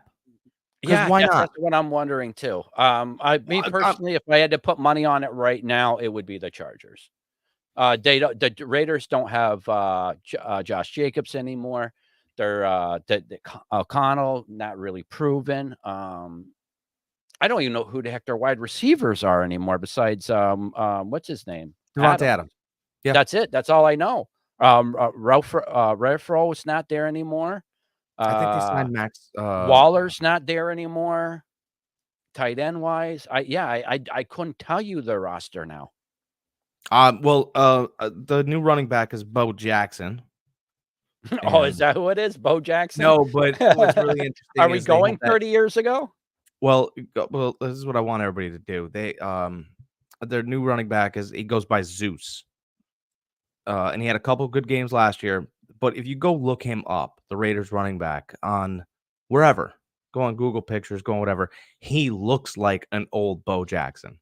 Okay. His face looks like Bo Jackson. If we get an opportunity, we'll put it up on Fantasy Farm Sports for sure. But it's really interesting. That's why I say he looks like Bo because, and by the way, maybe he'll have a better year than Bo. Did you know that Bo Jackson never ran for 1,000 yards? Well, it's because he's never had a healthy season either. He was hurt every year he's been in NFL. That he How was. dare I say that? Anyways. Well, Bo Jackson fans get up in arms. How can you? Well, I could say. Listen, he was a great athlete. Great athlete. I mean, that guy could do stuff on both multiple different sports that we could only dream of. Not saying that, but there's just, certain aspects of him playing the NFL that I think his what's that word I'm looking for? That his they built him up into being more than what he really was, type deal. Okay. All right. He became more of a legend about the things he did than an actual production NFL player. Yeah, I mean his feats and his plays are they go down in lore. Oh, Really, absolutely, he's more of a absolutely. But comic book again, hero. we a lot of times we like to look at numbers, and I'm a numbers guy. So when we're looking at numbers, it's one of those, yeah, you never completed an NFL season. What did you say? Never rushed for 1,000 yards? Nope. Yeah. So I mean, those two stats there are glaring to me. But maybe Zeus Great, does. great runner on the field. Don't want to take anything away from him. Can Zeus stay healthy though? Yeah, I don't know, but I am, there's a couple young guys I'm interested in this year, and Okay. Zeus All is right. one of them. Okay. Oh, Okay. great. I got another. I just did it again. Another fantasy football team name in honor of the late great. How about here the team name or your team name if you draft him is the Zeus is loose after the late great OJ Simpson. There we go. Yeah, we need to have No, just a that's a great podcast name. where we come up with different fantasy names. That's a great name. The Zeus is, hold on. You go ahead. That's going on the board. My favorite team name that I ever had is when we had Hyde at running back. Hide your defense. That was my favorite. That was my most genius one I've ever came up with. You know what I had with Hyde involved? What's that? Hold on, give me 1 second. I'm writing these down because these are gold, Jerry. They're gold. I had Joe Mixon, and he was 1 year removed from knocking someone out in a KFC in Oklahoma. Mm-hmm. And I had Carlos Hyde. So I had my team name was Hyde from Mixon. Hyde from Mixon. That's nice. I like it. Yeah. I like it. And my current team name is Shots Fired Robinson Hurts. Yes, it was. Jalen Hurts was my quarterback, and Brian Robinson was shot in Washington. Yes. Carjacking, right? Huh? It was carjacking? Yeah. I believe it was. Yeah. It's perfectly healthy. Yeah, he wasn't every week. He wasn't at a nightclub. He didn't have the gun in his pocket. No. It didn't accidentally go off like some other idiot NFL player, former NFL player. But and as soon as he came back, I started him. So I don't want to hear anything from anybody. Next game on the docket, we got a couple more games here, and then we'll finish up. We've got Cowboys and Browns.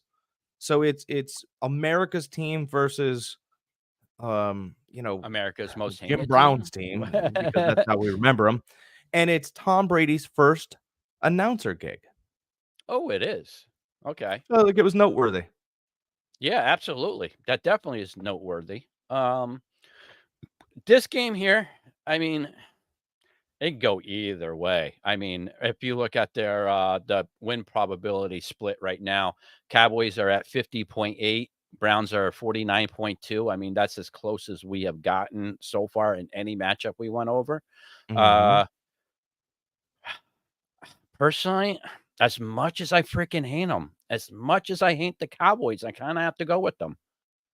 I think Dak usually has a good regular season, except for a couple games here or there. Never the first game of the season. First game, he usually comes out shots fired, as you would say. And yeah, I think they end up. It's going to be a close game. I see 3-point game. I see here maybe Cowboys win by a field goal. I think it's interesting that it's not in Dallas. I do Cleveland. Too. Yeah, I kind of think that's kind of weird. Unless the NFL's like, screw you, Jerry. You want to be you and the Niners? We're going to give you the Browns at the Browns. Yeah, I actually think I like the Browns here. I like the Browns in this spot. They spent a bunch of money on a quarterback that we have become familiar with for unpopular reasons. Mm-hmm. But I think he'll play well and show out in Cleveland in this event. I'll take the Browns here. Okay. All right. Oh, more gifts. I like presents, don't you? I love presents. All right. Well, Tampa Bay Buccaneers have been given a present because they get the Washington Commanders at home to start the season. I was just going to say, first game of the season really early before anybody can get really acclimated to that team, that Washington That's a gift. Team. Yeah, absolutely. That's a hey, Baker Mayfield, thank you for doing all of the press work for your Pro Bowl event that we gave you last year. And we really appreciate you really pushing the shield and doing all the shows we asked you to do. And in return for your contract and what you've done for us, here, No one's going to kill you on the Commanders.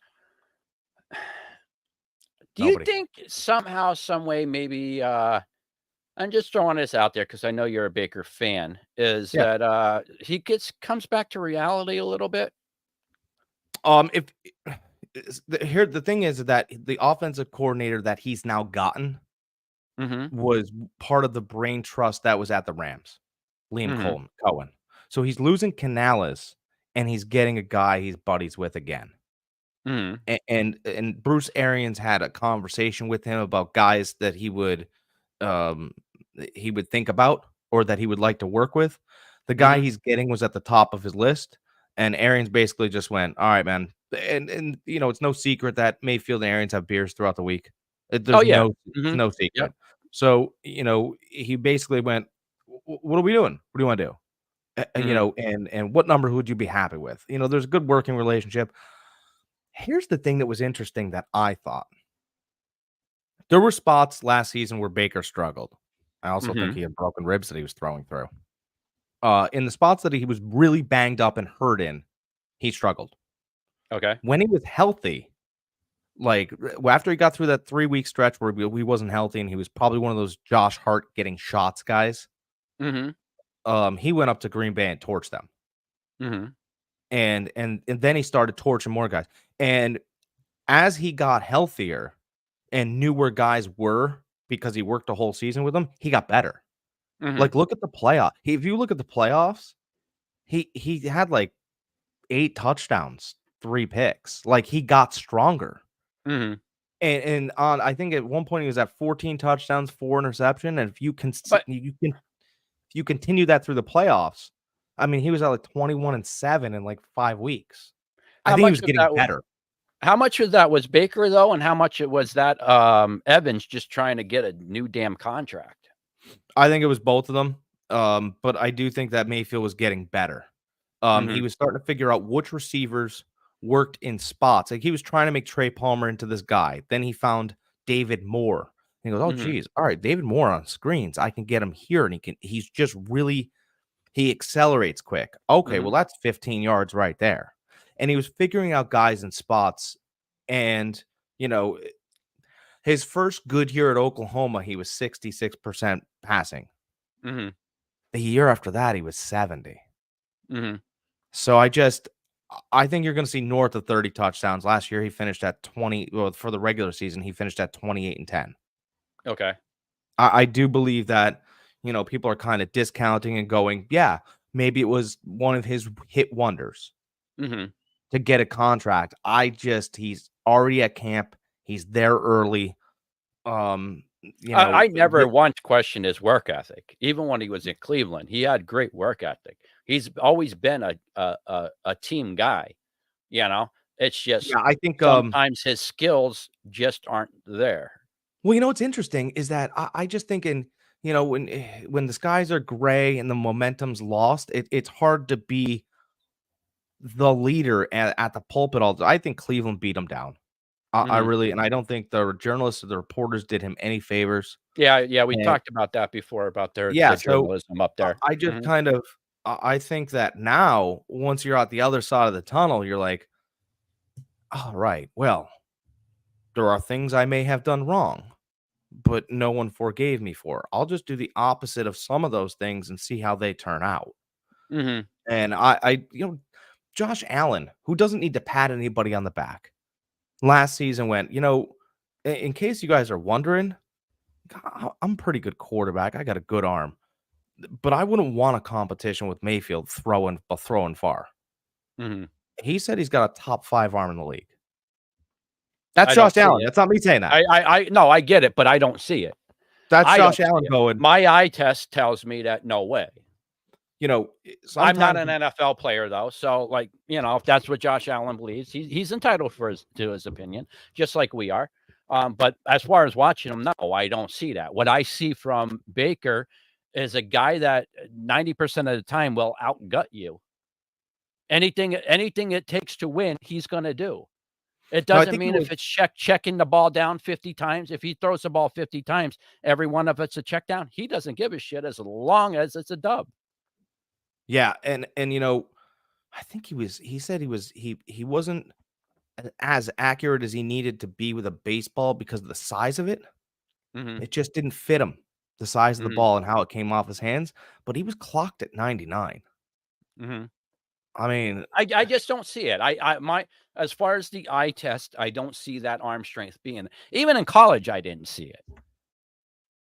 And believe me, in college, you see more bigger arms in college than you do in the NFL. It just well, I think because of the way the offenses are established in college. It's more of a passing league than NFL.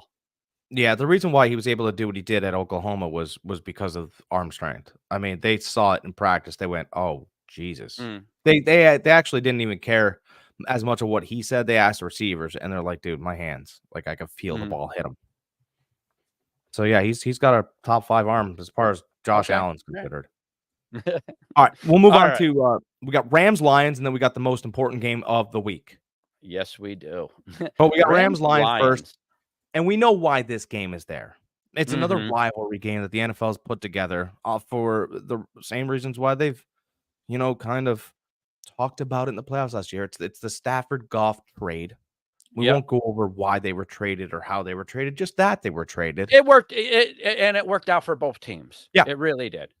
For Yeah, it's both worked out players, it worked out for fantastically. Stafford, it worked out for Jared Goff. Most of the time, it doesn't work out for either players, let alone one player. This trade worked out for both players and both teams. I wonder if this is your upset. I wonder if the Rams beat the Lions at home as like a get back from last year. It was I mean, close the first it time. could happen. It was Um, close the first game, right? The first last mhm, year, it was close. yeah, yep, I just obviously the Lions are a better equipped squad. mhm, yeah, they from top to bottom, they have a better roster. But this could be like, oh, geez, it's 14-3 already, and the Lions have started a little slow because, they're at home and they're still thinking it was last year again. Mhm, You can still fall back on, hey, who we are. I don't know if Dan Campbell let that happen, but it's hard to rebuild the mhm. momentum that you had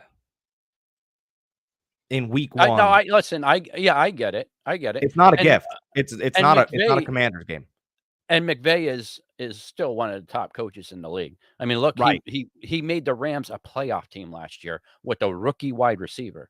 Like, the guy Yeah. can coach. This is no So gift. no, absolutely not. So I could definitely see the Rams winning this game. I just think the Lions, will just outclass them when it's all said Okay. and done. All right. That's fine. Let's get to that most important game before we leave Alright. you guys on a beautiful One Sunday. that brought a smile to my face when I seen it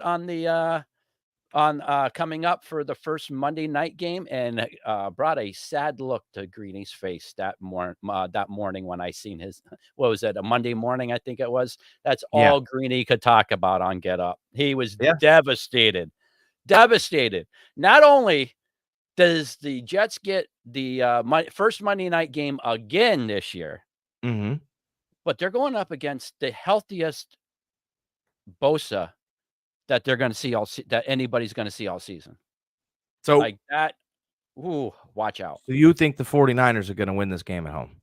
There's no doubt about it that Because the the 40. storyline is that it's gonna be Aaron Rodgers going up against the team that passed him up. That's your storyline. That's the story every time we meet up on them, but I that know, but it's how gonna be long can you played. beat that horse with, It's you gonna be know? played. Like, there's a reason why we didn't draft him, that we drafted Alex Smith over him. He was a one-year wonder at Cal. I know. I That's know. what he But it's was. gonna be but Alex that's Smith did it 3 years he did it in a row, I Alex know, Smith but we did have it. to talk about the storylines because 'cause they're important. Yeah, but they're made up storylines. They might have been important about 15 years ago, It's maybe real you know, it's when still it was still a relevant. little relevant, but, It's still like, a little relevant. there's nobody in our building that was even around when we had a chance to draft Rodgers. I think the Jets win this game, Ooh, okay? okay. Alright. And I think you're full of crap, but there are many go times ahead, I go am. ahead, go ahead. Try to change my mind. But much like the Chiefs, I think there's a little Super Bowl hangover. Okay. Okay. And there's been a lot of talk of the 49ers throughout the postseason as they're or after the season as much as the Chiefs have. And I just think there's a little bit of a hangover, and the Jets come in fired up, finally have their quarterback super talented. You can argue that Oh, this Jets absolutely. Yeah, team absolutely. is as talented as that Chiefs team that they played. Mhm. You can argue that. Yep. Revamped offensive line, Brees Hall, Garrett Wills. I mean, all you can handle. Aaron Mhm. Rodgers finally playing for the team. Okay. Even though I think that this loss, by the way, is good for the 49ers. Okay. Because if you get humbled at home early to a team that you just think that you were so much better than, that's when you can go on a run. Mhm. So I think that this win is bad for the Jets and good for the Niners. Because I think the 49ers, after this loss, will rip off 4 in a row. Okay. So they'll be 4-1, and you're like, but you'll be like, I know you lost the first game, but what does it matter now? Mhm. And I think the Jets, I've looked a little ahead of the schedule, especially because of this game. Remember, I told you I think the Titans lose to the Bears week 1. Mhm. Well, let's flip it again because the Titans in week 2 are at home against your team that you hate, which is the team that just beat the Niners, the Jets. Mhm. And in that game, I think the Jets are still riding that high. Oh, we beat the 49ers. We're going to That Tennessee. short And week Will too. Levis Mhm. sits there and goes, hey, Aaron, you know what you looked like 4 or 5 years ago? It's this. Mhm. And slings it everywhere. And the Titans beat the Jets. And all of a sudden, the Jets are going, hey, we beat the Niners, but we couldn't. The Titans, and they're looking around instead of Mhm. the Niners knowing who they are. Mhm. I think the Jets are still trying to figure out. And by the way, that schedule doesn't get easier. Mhm. So now what do you think? I still don't agree with it. I see where you're going with it. I could see your reasoning for it. I just think we're just too deep everywhere. We really are. I mean, if you really want to point out a weakness, it would be our other linebacker opposite side of Warner, because Greenlaw won't be back for a couple months into the season. And our right side of the line. I mean, but besides that, I don't see them. I mean, really, there's two guys on that Jets team that scares me: Wilson and Rodgers. That's it. So Those it- two guys. the Jets have 7 primetime games this year. Okay. And the reason why they have 7 primetime games is because they were supposed to have 7 with Aaron Rodgers the year Mhm. before. This is what really got me. And when the NFL was asked why would the Jets get another, and they said, well, the Jets owe us, as in like, hey, we didn't get the viewership on those games because Aaron Rod. I believe It was hurt. that if there was a man that comes close to even making Aaron Rodgers' jersey dirty, there will be a flag, and it will hurt you. Okay. And I don't think it has anything to do with the 49ers. I think it has to deal with a year's lost revenue on the Jets. Mhm. And who cares because your team ends up better for it anyway. I don't think the NFL is going to care. Mhm. And I understand that, oh, it shouldn't be like this. Well, it is a little bit.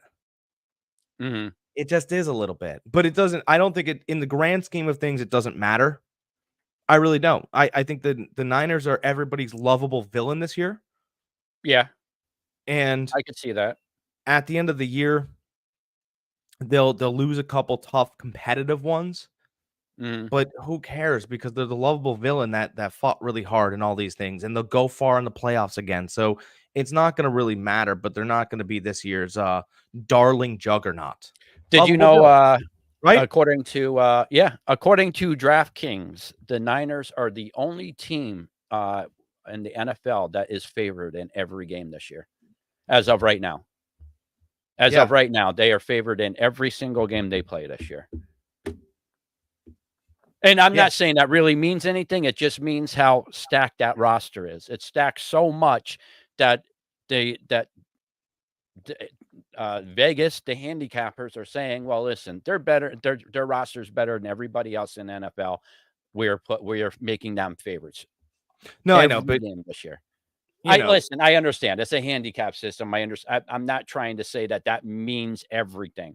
It just means something. I mean, we're in freaking not even June yet. So right now we're just kind of grasping at whatever we could grasp at. And that's No, I just know, but one major storyline right there, that they are favored in every game this year. I absolutely cashed on those handicappers last year that thought that the Bucks were only going to win 3 games. Yeah, you know. I mean, some of these guys, they're good, but they're not as good as I am. And I'll tell you Yeah. when I'm not close. But I just, I do think the Niners are going to hit all the benchmarks. It's just that just for one night only. Okay. One I night don't only. see it. I just think that Aaron Rodgers is going to be harassed too much with Bosa and Floyd. Grave. I just think that line is just going to be nasty all throughout the day. Now, am I willing to draft or should I say, am I willing to currently attack Jets fantasy players because of this match? Absolutely not. No. Far, far away. Too far far away. Way too far. Way too far. I don't want to They be do have some players on that team that I do like for fantasy.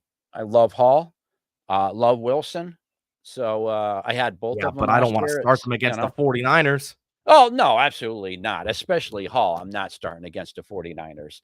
So what? I'm Wilson, Wilson, I would start Wilson against the Niners. They're susceptible to that passing. They have been. So yeah, if there's one Jets player that I would start, it would be Wilson. All right, guys, that's our whole first week.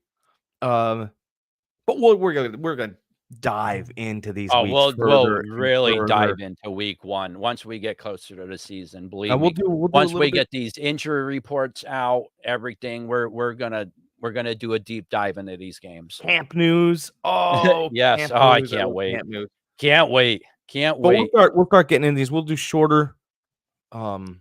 Yeah, well, one thing that Jack and I proposed to Jack last week was breaking during the NFL season, is breaking our podcast up into 2 days.